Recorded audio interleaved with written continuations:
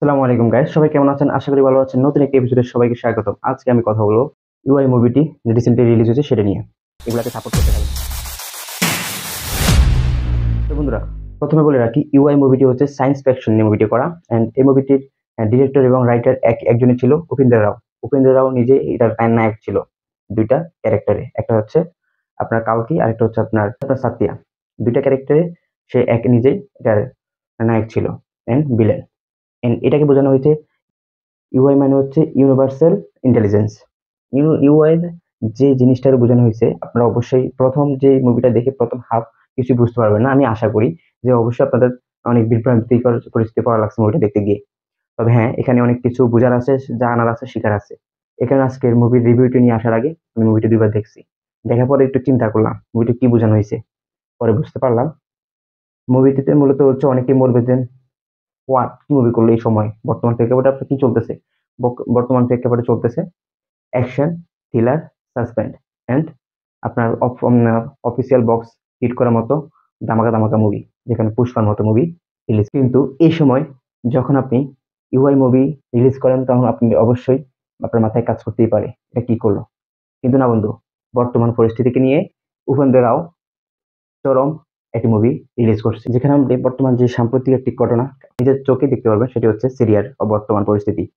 And বর্তমান পরিস্থিতি হচ্ছে আপনার গৃহযুদ্ধ, তার কারণে একটি পলিটিক্যাল ইনভায়রনমেন্ট। এন্ড এই পলিটিক্যাল ইনভায়রনমেন্ট তৈরি করার কারণ হচ্ছে আজকের এই সিরিয়ার গৃহযুদ্ধ থেকে 50 বছর পর দেশটি একটি গৃহযুদ্ধ থেকে রক্ষা পেয়েছে এবং স্বাধীনভাবে চলার সুযোগ পেয়েছে।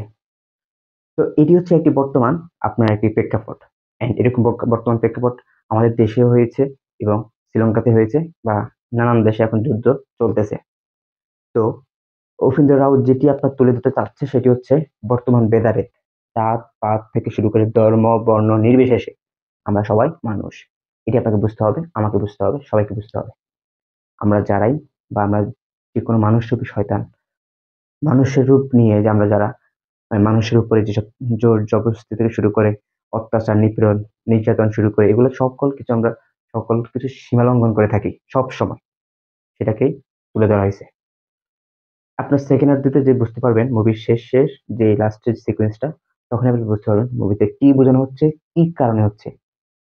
আপনার মুভিটির মূল যে লক্ষ্য নিয়ে মুভিটা করা হয়েছে বর্তমান পরিস্থিতির প্রেক্ষাপটে, আপনার অনেকে অনেক ধরনের আপনার মনে করবেন যে আমি এন্টারটেনমেন্ট প্রয়োজন, আমার এটা সেটা প্রয়োজন, আমি মুভি দেখি জাস্ট এন্টারটেনমেন্টের জন্য। কিন্তু হ্যাঁ, অবশ্যই আপনাকে মুভির মাধ্যমেই বাস্তবতা তুলে ধরতে হবে, মানুষের সামনে সেটা উপস্থাপন করতে হবে।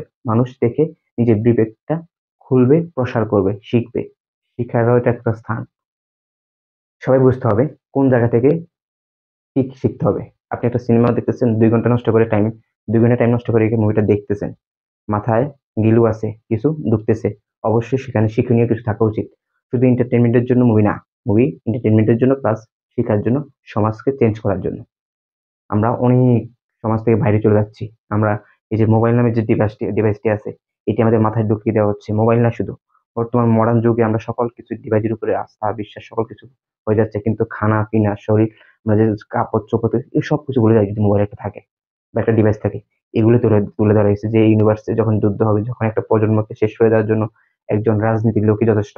এগুলো তুলে ধরা হয়েছে। এই বাস্তব কোনো রাইটার কোনো ডিরেক্টর পারে নাই, এটা উপেন্দ্র রাও পারছে, তার জন্য তাকে একটা সেলুট। আর হ্যাঁ, যারা কিছু শেখার জন্য বা হচ্ছে এন্টারটেনমেন্টের বাইরে কিছু চান, থ্রিলারও আছে, অ্যাকশনও আছে, শিক্ষণীয় আছে, এই মুভিটি শেষ পর্যন্ত দেখতে হবে। প্রথমে হতাশ হওয়া যাবে না, প্রথম বুঝবেন না, একটু ফোকাসে মানে ফোকাস দিবেন। মুভিটি দেখার জন্য একটু ফোকাস লাগবে, মনোযোগ লাগবে। শেষে গিয়ে বুঝতে পারবেন কি জন্য ইউআই দেওয়া হয়েছে এবং কি তুলে ধরা হয়েছে। মুভিটি খুবই অসাধারণ। একে বুঝলে 8-এ 100 দেওয়া যায় রেটিং, যদি না বুঝেন তাহলে 0 দেওয়া যায়। এটাই বাস্তবতা বর্তমান প্রেক্ষাপটে। আপনার মাইন্ডসেটের উপরে সকল কিছু নির্ভর করে। তো বন্ধুরা, আজকের ভিডিওটি এই পর্যন্তই। দেখা হবে নেক্সট কোনো এপিসোডে। সেই পর্যন্ত সবাই ভালো থাকুন। আল্লাহ হাফেজ।